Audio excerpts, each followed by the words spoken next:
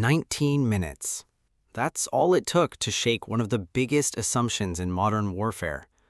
19 minutes where billion-dollar defense systems were tested in real combat and didn't perform the way the world was told they would. And here's the part that shocked everyone. It wasn't Russia. It wasn't China. It was Iran. A country under heavy sanctions flying aging aircraft, facing one of the most advanced military coalitions on the planet. So what actually happened in those 19 minutes? And more importantly, what does it reveal about the future of warfare? Stay with me, because this story only gets more intense from here. To understand everything, we need to go back to February 28, 2026. That's when the United States and Israel launched Operation Epic Fury, a massive coordinated air campaign targeting Iran's nuclear sites, missile infrastructure, and naval assets. Within hours, Washington declared victory. Officials spoke about total air dominance. They claimed Iranian defenses were effectively gone. For a few days, people believed it. Then Iran responded, and that's when the narrative started to collapse. Let's start with the Patriot missile system, because this is where everything begins. For decades, Patriot has been marketed as one of the most reliable air defense systems in the world. Each interceptor, between $4 and $6 million. A full battery, over $1 billion. Countries across the Gulf invested heavily in it, believing it could stop almost anything. But early in the conflict, that belief was put to the test. At UAE's port of Fujairah, 2 Iranian ballistic missiles were incoming. The response? 6 Patriot interceptors launched, 3 per target. That's already above standard protocol, which tells you something important. Confidence wasn't absolute. And then came the result. Both missiles hit. 6 interceptors, roughly $36 million, gone. And the targets were still destroyed. Meanwhile, those Iranian missiles likely cost under $1 million combined. Think about that. That's not just a tactical failure, that's a cost imbalance that changes the entire equation of war. But Fujairah was just the beginning. In Bahrain at Wifa Air Base, things got even worse. Satellite imagery showed that Iranian strikes didn't just get through, they hit the Patriot system itself. Radar components destroyed, launchers damaged, and then something even more alarming happened. An explosion in a nearby residential area, initially blamed on an incoming missile, was later assessed to be caused by a Patriot interceptor that failed mid-air. The system designed to protect became part of the danger. That's not just failure, that's reversal. Now let's talk about Kuwait, because this is where the story goes from concerning to unbelievable. At Camp Buehring, a major U.S. base protected by layered air defenses including Patriot systems, an Iranian fighter jet got through. Not a drone, not a missile, a manned aircraft. The jet? An F-5 Tiger. This is a platform that first flew in 1959.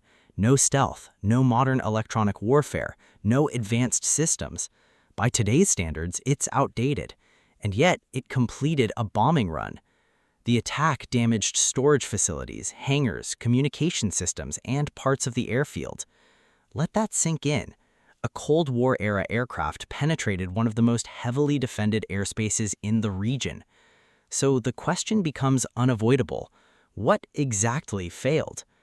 And it didn't stop there. Reports emerged, but an F-15E was shot down in southern Iran. An A-10 was also reportedly lost near the Strait of Hormuz. Whether every detail is confirmed or not, the pattern is clear. Reality wasn't matching the narrative. Now let's look at another key system, THAAD. This is considered one of the most advanced missile defense platforms in the world, designed to intercept ballistic missiles at high altitude. Each battery costs around $1 billion. Each interceptor, about $11 million. So what happened? On March 7th, a single Iranian drone strike disabled a radar linked to the system. One drone, one radar, and suddenly a critical part of the defense network was partially blind. Now step back and look at the bigger picture, because this is where things get serious. In just 7 weeks of fighting, the United States used nearly half of its entire national stockpile of Patriot interceptors, not regional, national.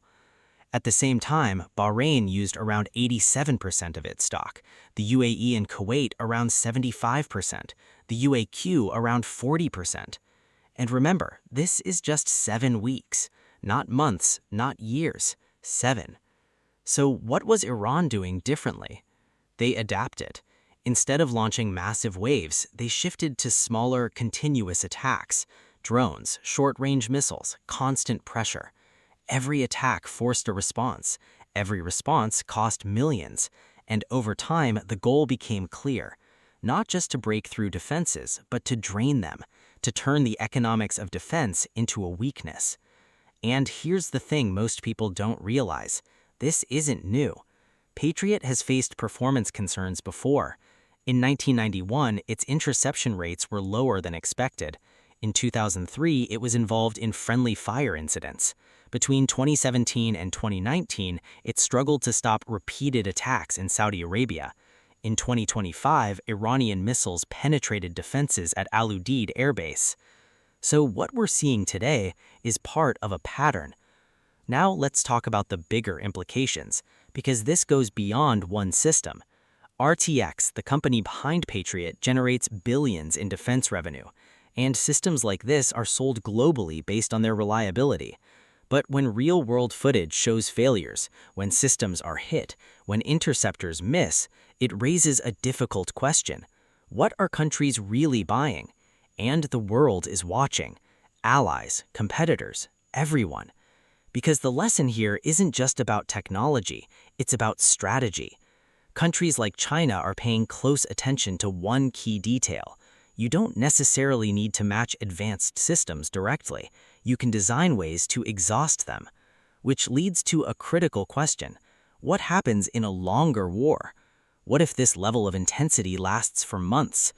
Current production rates for interceptor missiles may not keep up with the rate they're being used, and that creates a serious vulnerability, not just in weapons, but in sustainability. After the ceasefire, Iran claimed it used domestically developed systems built under sanctions. Whether every detail is accurate or not, the results are clear. Advanced aircraft were lost, defended bases were hit, and high-cost systems struggled under pressure. So we come back to the number we started with, 19 minutes. Because in a very short window of time, the world saw something it usually doesn't, the gap between promise and performance. Not in reports, not in briefings, but in real footage. And that changes things. Because modern warfare isn't just about having the most advanced system, it's about whether that system can hold up again and again under real conditions. And increasingly, the advantage may not go to the side with the most expensive weapons, but to the side that figures out how to make those weapons less effective over time.